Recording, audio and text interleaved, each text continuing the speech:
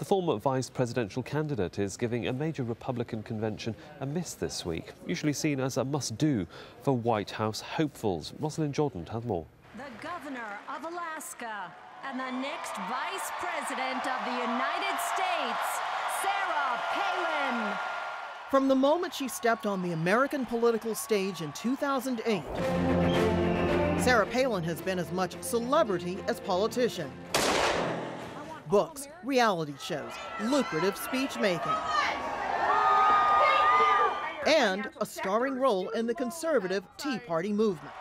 But as the 2012 presidential campaign heats up, conservative activists question whether Palin is the candidate they should support. And that's how it is with us. She turned down the keynote slot at CPAC, the Conservative Political Action Conference, considered a must-do for any serious Republican with Oval Office dreams. Palin's reason? Schedule conflicts. I've never attended a CPAC conference ever, so I was kind of taken aback this go around when I couldn't make it to this one either. And then there was a speculation, well, I either agree or disagree with some of the groups or issues that CPAC is discussing. It really is a matter of time for me. Had Palin attended, she would have faced questions from activists and reporters alike, something she's largely avoided by doing just no media events. One of the big questions, if Palin is so popular, why are her poll numbers so weak? Those recently polled in Democratic powerhouse California naturally chose Obama over Palin by a 2-to-1 margin. However, Obama nearly beat Palin in Republican-leaning Nebraska and beat her outright in Tennessee. Even against other Republicans, Palin isn't doing well. In 3 recent polls, one national, another in the state of Georgia, and the last in South Carolina, voters chose other candidates over Palin. Part of the problem, according to one conservative analyst, Palin has spent more time on herself in the past 2 years and not enough on her political credentials. I thought she had a real chance to take the lead on a few policy issues, to do a little more in terms of framing the policy agenda. I don't think she's particularly done that, but she's a shrewd woman. I certainly wouldn't underestimate her. Indeed, Palin's message is that she's not worried. I'm looking at the lay of the land now. Perhaps because she knows that as long as she can command public attention, she's still considered a player in U.S. politics. Rosalind Jordan, Al Jazeera, Washington. Well, staying in the US, Republicans in the country have put more than 60 programs on the chopping block. The move comes as President Obama prepares to send the 2012 budget to the Congress next week. John Terrett reports. In Washington, all the talk is about the 2012 budget and the battle now ramping up over cuts versus spending to boost economic growth. The Republican Party, which runs the House of Representatives, is laying out plans for deep cuts in social programs, from health and education to transport and law enforcement, affecting millions of Americans. Clearly, our number one issue is getting the economy going again and getting people back to work. And we believe that in order for that to happen, that we need to cut spending. We need to stop unnecessary regulation that's hampering small businesses' ability to hire people. President Obama must wrestle between cutbacks to appease the Republicans and efforts to boost the underperforming U.S. economy, which will entail some spending. On his budget radar, plans to help cash-strapped U.S. states that have borrowed billions from the federal government to cover soaring unemployment benefits by freezing their interest rate payments for 2 years. Republicans see this as a massive government spend. The president insists it's necessary to stimulate growth. On Wednesday, the head of the U.S. Central Bank, Ben Bernanke, told the now Republican-controlled House Budget Committee there may be signs of optimism, but a lack of jobs growth is still a big problem. Until we see a sustained period of stronger job creation, we cannot consider the recovery to be truly established. That lack of jobs growth is hurting the president's approval ratings. A new poll shows President Obama gets low marks from Americans for the way he's dealing with the economy. The Gallup survey shows only 37% approve, while a whopping 60% disapprove. Global economic woes have their roots in the U.S. housing market, and bailing out 2 giants of the industry, Fannie Mae and Freddie Mac, cost taxpayers billions of dollars. As the 2012 budget details begin to leak, it's clear the Obama administration is set on cutting them loose so that never again will the government have to step in as it did in the aftermath of the collapse in 2008-2009. The President may send his budget to the Congress next week, but as usual in the US system, arguing over its finer points may take more than a year to play out. John Terrett, Al Jazeera, Washington. The Brazilian government has announced budget cuts of about $30 billion. The measure is aimed at controlling inflation, which is at a 6-year high. The country's finance minister says infrastructure and social programs won't be affected. Full details will be released next week. Well, in Colombia, the first of 5 hostages set free and released by FARC rebels has gained his freedom. The 35-year-old councilman Marcos Boquero was flown to safety on board a borrowed Brazilian helicopter. Colombian President Juan Manuel Santos says he will not start peace talks with the FARC until all hostages are freed. Now, the US State Department said on Wednesday that it would be, and we quote, an unfortunate distraction if former Haitian President Jean-Bertrand Aristide returned to the country before next month's presidential runoff. On Tuesday, Aristide's lawyer collected a passport for the former leader, who's currently living in exile in South Africa. Cuban Americans are assessing the potential impact of a new White House policy on relations with their homeland. The Obama administration has eased travel restrictions and increased the amount of money Americans can send to their relatives in Cuba. Kimberly Halkett reports now from Miami. Okay, it's coming up. For Domingo Amoshastegui, preparing Cuban coffee is a daily ritual.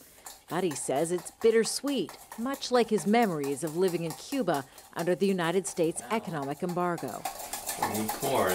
The U.S. put commercial limits on Cuba when Domingo was just a young man to push it towards democracy.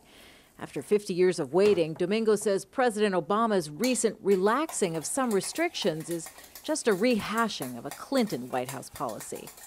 Expectations were higher. And the fact that they are not coming up with fresh ideas, fresh initiatives, something that will go beyond what we have already experienced one way or another.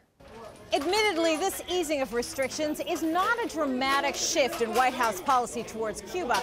So you can understand why older generation Cuban Americans, like the ones gathered here in Little Havana in Florida, say they're somewhat skeptical. They say they've seen it all before. But when it comes to the younger generation, they're more optimistic. Felice Gorordo heads up a Cuban student movement called Roots of Hope. He says the communist government has just issued 75,000 self-employment licenses to offset massive state layoffs and encourage entrepreneurs. It's significant because for the first time there is some sort of a movement and some sort of change going on the island. And it's important for us to reach out to our counterparts now more than ever before. Gorordo wants to inspire young Cubans to think beyond the U.S. embargo and provide tools for Cuban workers to succeed. His latest project, collecting used cell phones, a luxury few can afford. And this is significant for Cuba because up until 2008, cell phones were illegal.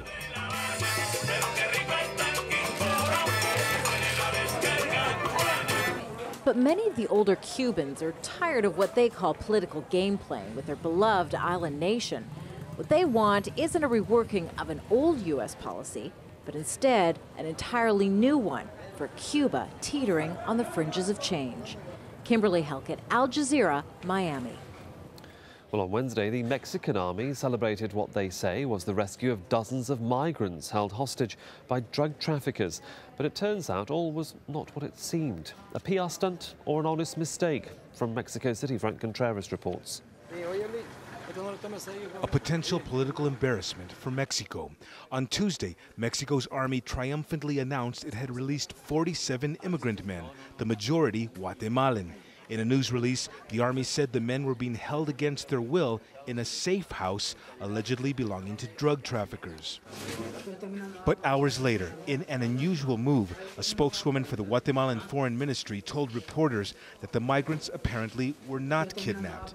And later, in a news release, the Guatemalan Foreign Ministry referred to the incident as a rescue operation. It's unclear whether Mexican security forces were caught in the act of trying to play up their crime-fighting role for political purposes, or whether this was simply an honest mistake. In any case, immigrants' rights organizations say this points to a complete lack of coordination. A better approach, they argue, would be to integrate immigration policy throughout the region. El fenómeno migratorio es un fenómeno regional. Migration is a regional phenomenon. The Mexican, Central American and U.S. governments are all involved, but all of them are working on it on their own. This has to change. We have to start working together. The incident comes amid rising tensions between Mexico and its Central American neighbors, whose government officials argue Mexico is not doing enough to protect immigrants from harm. The most violent incident occurred in October, when 72 immigrants were massacred. Mexican police blame it on a violent mafia organization called the Zetas. Central American governments quickly demanded that Mexico do more to protect immigrants crossing its national territory. According to Mexican authorities, some 20,000 undocumented immigrants were kidnapped by criminal organizations in 2010. Tuesday's official revelation from Guatemalan authorities will most likely add to the diplomatic tensions. But the real dangers facing tens of thousands of immigrants heading through Mexico on their way north will not likely stop them from making the journey. Frank Contreras, Al Jazeera, Mexico City. Animal lovers took matters into their own hands after a whale became stuck in a fishing net off the coast of Mexico as well. The 30-ton humpback whale had been trapped there for days and the Navy had been dispatched to help. But divers simply couldn't wait any longer. They used ropes and hooks to hold the whale in place so they could free it from the net. The underwater rescue operation took all of 30 minutes. Which is good news.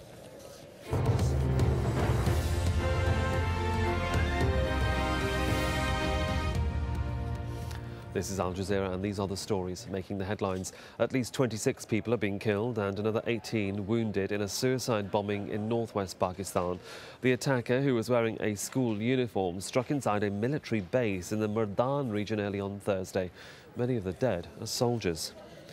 Mass protests are continuing in Egypt for a 17th day. Thousands more workers are expected to go on strike, looking for pay rises and government reforms. Negotiations for a transition of power are still underway, but with no notable progress.